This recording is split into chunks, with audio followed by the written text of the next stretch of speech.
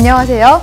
디지털 종합역량 교육 프로그램 어르신 디지털의 반하다 진행을 맡은 오은미입니다. 스마트폰 가입자 5천만 시대. 스마트폰은 단순 전화기의 개념을 넘어서 청소년, 부모, 조부모 세대까지 전 세대가 사용하는 소통의 도구로 자리매김했습니다. 스마트폰과 매우 긴밀한 디지털 세대들과 소통을 하기 위해 우리가 지켜야 할 매너들을 알아볼까요?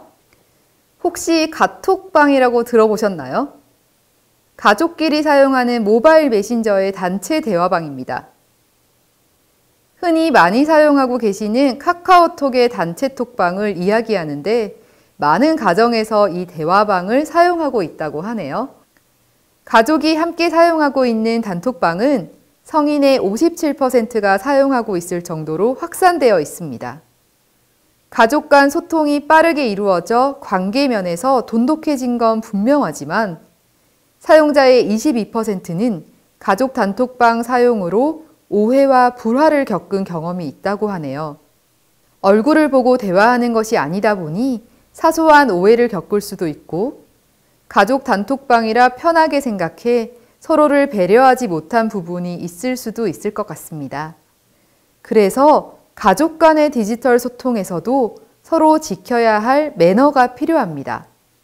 가족 간 단톡방 혹은 친구들과의 단체 대화방에서 서로 지켜야 할 매너에 대해 알아볼까요? 먼저 가족이라 하더라도 초대를 할 땐 구성원별로 의사를 물어보고 하는 것이 좋습니다. 상대가 사정상 지금은 원하지 않을 수도 있으니 참여 의사를 먼저 묻고 진행하면 어떨까요? 그리고 카톡 이용에 매너 타임을 두세요. 예를 들면 오전 9시부터 저녁 8시까지로 이용 시간대를 정하고 이용하게 되면 서로의 개인 생활에 방해받아 기분이 상할 일이 없을 것 같습니다. 단체 카톡방의 목적을 분명히 정해두는 것도 좋습니다. 가족 간 주요 이슈에 대한 회의용이거나 가족 사진을 공유하는 등의 그룹의 목적을 정하는 겁니다. 그리고 목적 이외의 내용들은 가족 대화방에는 올리지 않는 게 어떨까요? 특히 좋은 말, 좋은 글도 한두 번은 괜찮지만 매일 공유하면 다른 구성원들에게는 스팸 메시지가 될 수도 있습니다. 가끔 너무 많은 정보나 나에게 필요 없는 정보가 대화방에 계속 올라와서 피로감을 느낀 적 없으신가요? 서로의 생활에 방해받지 않을 정도로 대화방을 사용하면 기분 좋게 카톡방을 유지할 수 있을 것 같습니다.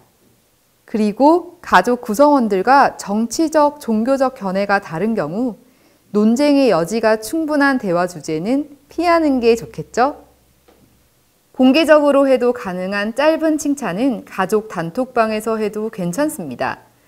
다만 길게 대화해야 할 경우에는 개별 대화로 하시는 게 더 좋겠죠. 특히 조언의 경우는 상대의 기분을 고려해 단체 대화방보다는 개별 대화로 이어가세요. 가끔 카카오톡 대화방 메시지를 읽지 않았다는 표시를 보고 크게 신경 쓰시는 분들이 있습니다. 상대는 다른 바쁜 일로 당장 메시지를 확인 못할 수도 있어요. 정말 급하고 중요한 일이라면 메시지를 보내지 마시고 통화를 하는 것이 더 좋지 않을까요? 그리고 모바일 메신저의 종류가 카카오톡 이외에도 다양하게 많이 있습니다. 어떤 메신저를 사용하는지에 따라 우리 가족에게 유용한 기능들을 잘 숙지해 활용해 보세요. 가끔 실수로 보낸 메시지 때문에 불화를 일으킬 수도 있습니다. 메시지를 보낼 땐 항상 대상을 확인하는 절차를 꼭 거치고 보내세요. 여러분이 사용하는 대화방에는 나가기 기능이 있습니다. 대화가 일상생활에 방해가 되면 언제든지 나가기를 할 수 있습니다. 그리고 대화를 할 여건이 되면 언제든지 다시 초대를 요청해 참여할 수도 있습니다.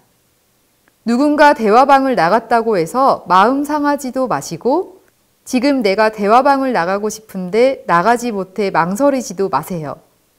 가까운 사람일수록 편한 사람일수록 서로 지켜야 할 매너가 분명히 있습니다.